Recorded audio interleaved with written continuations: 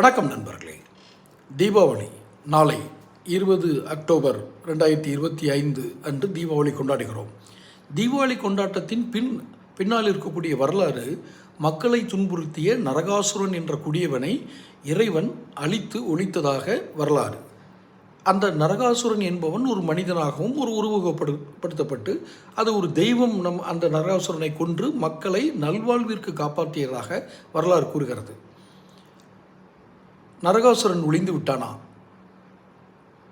என்று கேட்டால் இல்லை என்றுதான் நான் சொல்வேன். நவீன நரகாசுரனாக உருவெடுத்திருப்பது மது. உலகமே மண்டியிட்டு நிற்கிறது.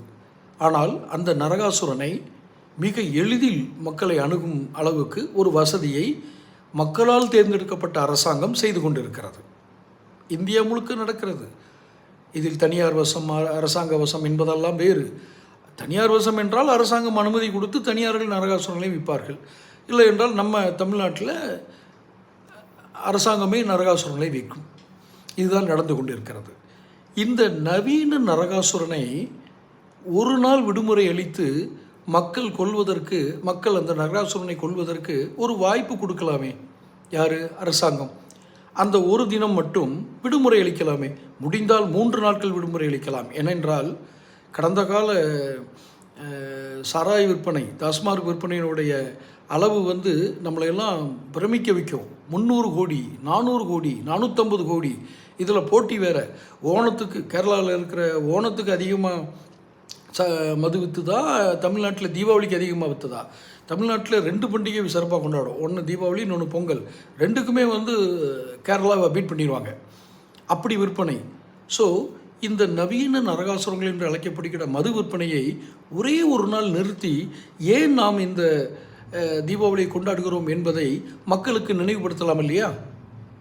அக்டோபர் 2 மகாத்மா காந்தியினுடைய பிறந்த நாள் அன்று நீங்கள் விடுமுறை விடுகிறீர்கள். எதற்காக? மது நமக்கு கேடு என்பதை நினைவுபடுத்துவதற்காக. மகாவீர் ஜெயந்தி அன்றைக்கு, மகாவீர் பிறந்த அன்னைக்கு அந்த கடைகளுக்கு லீவ் விடுறீங்க. ஏன்?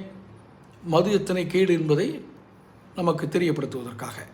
அதே மாதிரி நரகாசுரன் என்ற டெவில், அதாவது பிசாசு, பேயின்னு வச்சுக்கோங்களேன், எதிர்மறை சிந்தனைகள், இதையெல்லாம் உருவாக்கக்கூடிய, மனநலத்தை சிதைக்கக்கூடிய, உடல்நலத்தை கெடுக்கக்கூடிய இந்த நவீன நரகாசுரனை மறப்பதற்கு அந்த ஒரு நாள் ஏன் விடுமுறை விடக்கூடாது? தமிழக அரசு சற்று சிந்திக்கலாமே. நம் முதல்வரும் வயதானவர் தான், 75 வயதானவர். அவர் குடும்பத்திலே கூட மதுவால் ஏற்பட்ட தீமைகள் அவருக்கு தெரியும். தொடர்ந்து